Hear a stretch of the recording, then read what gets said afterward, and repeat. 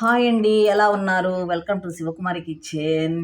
ఈరోజు రెసిపీ వచ్చేసి సొంటి రైస్ తయారు చేసుకుందామండి. ఈ సొంటి రైస్ చిన్నపిల్లలకైతే చాలా చాలా మంచిది, ఆరోగ్యానికి చాలా మంచిది. పిల్లలకి ఆకలి లేని పిల్లలకైతే మరీ మరీ మంచిది.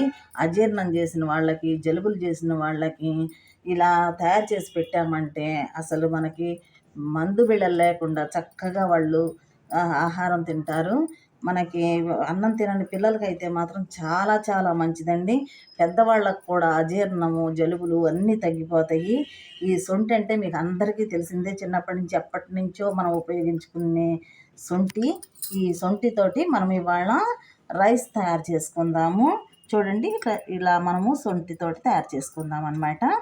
ముందుగా నేను రైస్ తయారు చేసుకొని పెట్టుకున్నాను. ఈ రైస్